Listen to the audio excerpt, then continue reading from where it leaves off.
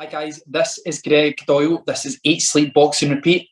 It is another content video. I am delighted to be joined by Owen McKendry and Paul Kelly. First of all, Owen, how are you this evening? Brilliant. Thank you for having me on again, Greg, and excited to talk about our fighters. Amazing. Paul, how are you? Yes, all good, mate. Can't complain.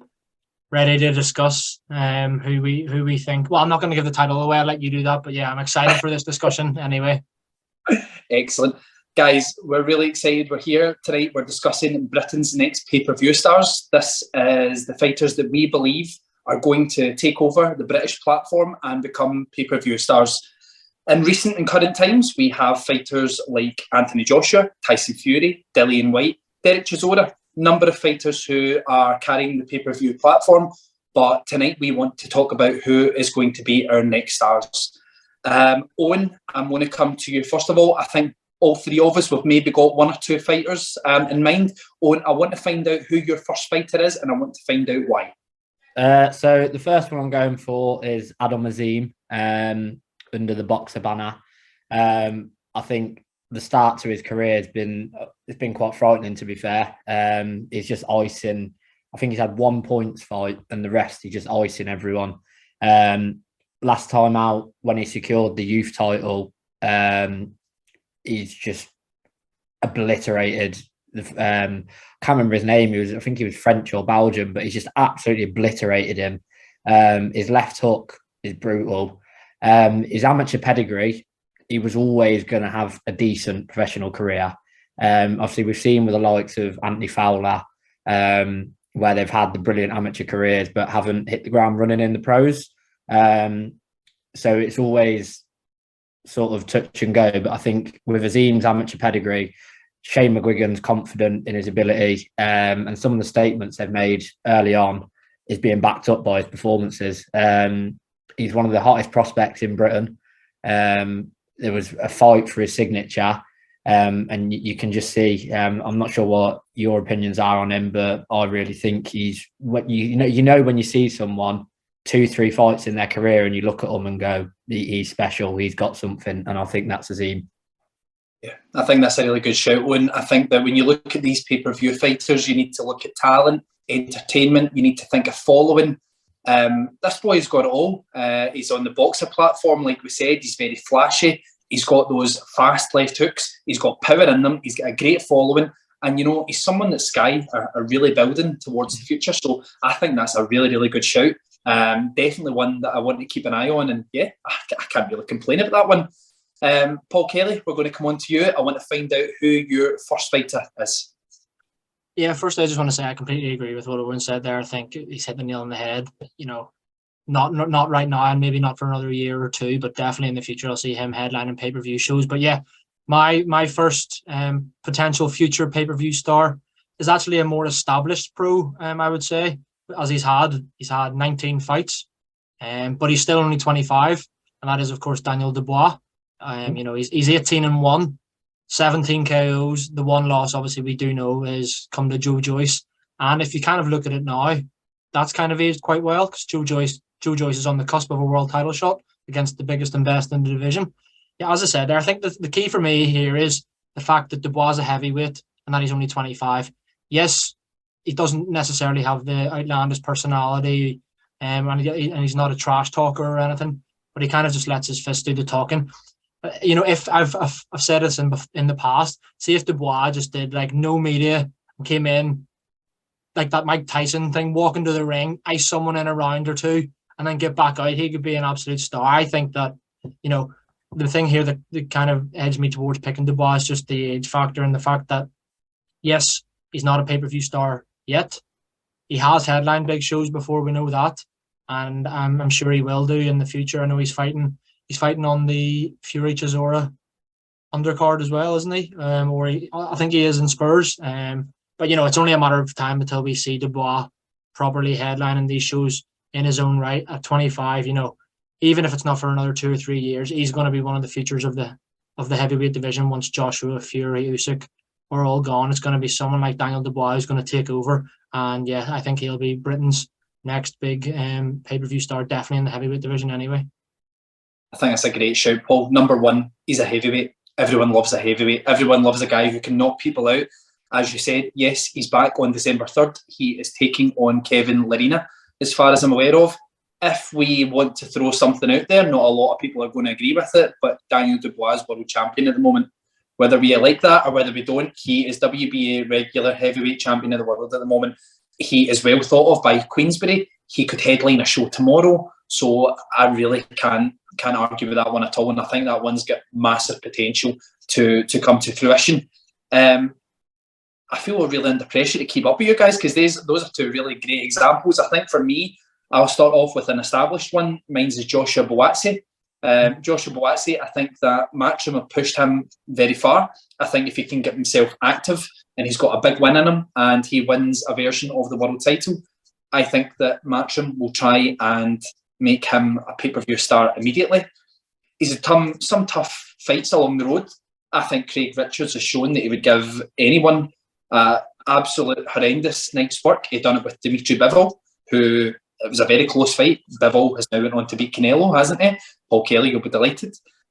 So it's he's someone that I think that he's 1, 2, maybe 3 fights away from getting a big push onto a pay-per-view platform if he picks up the world title. But yes, I'm very intrigued to find out who we've got next. Owen, I'm going to come over and back to you. Who's the next one that you have for us? Yeah, on the back of your 2 points, I agree completely with both. Just to touch on the Dubois one, Joe Joyce has just obliterated Joseph Parker. So losing to Joe Joyce, there's no shame in that. And like I say, Buatsi is probably that one fight away from your massive paydays. Next, I'm going to go for the menace, Dennis McCann.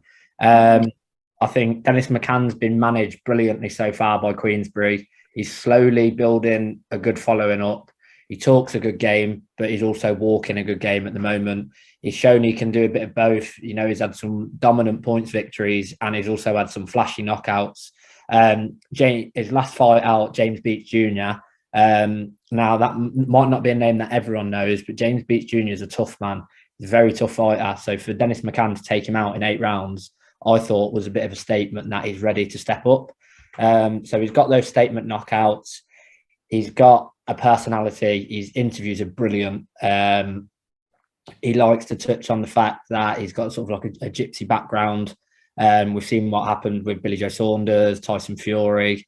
That can always help with their following. But I just think Dennis McCann, if managed correctly, which he has been so far, will go right to the very top. He's won a youth, I think it was WBO. He's just got the WBC Silver International. So he's slowly working his way through the ranks. And even himself, he says to Uncle Frank, line him up, I'll take him out. But he's level-headed to the point of, if I go in with someone that's much more experienced, it might not be my night. Whereas if I go in with these sort of more experienced fighters a year or 2 down the line, I think he'll wipe them out. I personally hold Dennis McCann as probably top 5 talents Britain have on offer at the moment. I really can't argue with that. I think it's so strange. Sometimes I've listened to you guys tonight and it's like listening to myself as well. I'm like, I would say exactly what these 2 guys have said. What you said there, Owen, about him being managed correctly by Frank Warren, I couldn't agree more. If you go back and you look at fighters like Joe Calzaghe, etc., when they were coming through, they weren't thrown in at the deep end right away. I think it's important with guys like Dennis McCann, you bring them along slowly. You remember, I mean, is the boy not? It must only be about 19 or 20 at the moment. He's been stepped up correctly. I think the James Beach Jr. fight, I watched that. I think that's the performance of his career so far. He looks very mature. He's one of these kids that he's not blasting everyone out early. He's shown he's got engine to go 6 and 8 rounds. I don't think any of us have ever seen someone with a gypsy background that isn't tough before, so that really counts in favour as well. So a tremendous shout, one really, really good shout, and one that I think is very, very possible. Paul, I'm going to come over to you. I want to find out who your second pick is. Yeah, so my second pick is, out of everyone we're going to mention, he's got the least experience in the professional ranks anyway. And you might say, some people might find this a bit of an odd shout, but just hear me out. So yeah, Ben Whittaker is my next one. He's only had 2 pro fights. His debut was in July this year. So, he's only been pro. He turned pro at the start of the year or mid the start of the year. And he had his debut like 3 or 4 months ago. So, he can make a star out of him in the future. The fact that he has an Olympic, I know it's a silver medal, isn't it? And we all know about him, throwing it away and kind of being disgusted that he didn't win gold. And you know what? At the time, I was kind of like, well, that's not a good look, but it just shows you how much he wants to win and how confident he is in his ability. And you can just tell by the way he walks to the ring, the way he holds himself, that he thinks he's going to be a star without getting too far ahead of himself. He does. I think he might need a little bit of a slap in the face and remind him who he is, because he's only just started out, but he can be a potential megastar for Sky and Boxer, for sure. He's kind of one of those, he's light heavyweight, so he's near, everyone likes watching the heavier divisions, I suppose, as well. 6'3", he's 25, so he's a bit older than your likes of McCann's and Azim's, obviously, but he's still young, really, really young. You can just say by the way, the way he walks and talks, that he knows he's got the ability to go all the way, and I could see him being a pay-per-view star, definitely in the future. Also, the fact I'll just quickly mention that Sugar Hill Stewart is helping train him as well straight away. Like what we've only just seen him in the last few fights of Fury's career, taking over. So the fact that he's going with Sugar Hill right from the beginning of his pro career, that kind of shows you Sugar Hill isn't going to work with any Tom, Dick, or Harry. He's gonna, he knows he's got a talent on his hands. So yeah, I think that it's not for a good few years yet, but I think it's worth mentioning that Ben Whittaker could definitely be a pay-per-view star in the future. Another amazing shout, Paul. Really, really good shout. One I really can't argue with. He's got flashes that I think, a special fighter when you see one with some things that they do that that not a lot of fighters can do. The other thing, whether you like him or whether you don't, he's got a set of balls for the way that he acts, because people are going to be tuning in either to love that or they're going to be tuning in to see him get knocked out. What happens at the end of the day with that? You've got viewers. That's all that matters at the end of the day. So I think that's a tremendous shout. Some really good points there. Ben Whittaker is one that definitely came to mind for me as well. If I can move on to the last one for me, guys. The last one for me, I think the three of us will all agree in this one. For me, it'd be Dalton Smith. Dalton Smith, there's a number of things about Dalton Smith. He's got that kind of talent that you can tell his dad has had some special fighters in that gym, and he's picked up little bits from them all, and he's going from strength to strength. Every fight he has, he's winning with relative ease. I don't know if you guys seen this at the beginning of the season. I'm sure with you boys supporting championship teams in England, you probably would have, but he was actually included in the kit launch for Sheffield Wednesday. It was quite a cool video, I thought, to be honest. Now, if he can keep that going, get a lot of the Sheffield Wednesday fans, and even just Sheffield in general behind him, I think that counts for a lot, because you guys will know, and if we can have a brief chat on this before we recap, you can't just be a pay-per-view fighter based on talent. There has to be other things you have. You need to either have a following, you need to have a stable who is going to invest money in you, you need to have something about you, whether it's a big mouth. You need to have something that is going to get you there. And I think what we would agree on is all six fighters that we've picked, they've got something that can put top of a pay-per-view chain. Owen, I'm just going to come finally to both of you guys. I'll come to you first. You think we've picked six good fighters, all with certain appeals of their own? Yeah, definitely. Just to touch on your last point there, completely agree on the following. If you look at the likes of Joe Cordina should be Britain's next pay-per-view star. He's a world champion. I mean, I know he was wrongly stripped, but that knockout win he got was outrageous, to be honest. That punch was genuinely a punch from the gods. As good as Joe Cordina is, that punch was sensational. But he reminds me a bit of like Joe Calzaghe in his early days. I don't think Joe Cordina has been marketed enough. I don't think he's been pushed. So people like that will be forgotten about in terms of like the names we've mentioned. A lot of people wouldn't think Joe Cordina straight away. And like you say with Derek Chisora, you don't have to be the most talented fighter to be a pay-per-view star. Think how many cards Derek Chisora's headlined, how many times he's been top of the bill on a pay-per-view sort of thing. So the fighters we've picked all have a good following, but also have ability to back it up. You know, there's loads we missed out on. You've got your likes of your Nathan Heaney's, your Peter McGrails, who are from areas like your Stoke and Liverpool where similar to Dalton Smith, they'll have the football background that will come in, like Nathan Heaney's ring walks are incredible. So that there is a lot out there, but I do think the 6 we've picked are more, they've got a following, but they are also all special talents. And I couldn't argue against any of them, to be fair. Yeah, I totally agree with you. And Paul, just finally come to you. All 6 names that have been picked, you are in agreement with them and you think that they've all got a special factor in their own right?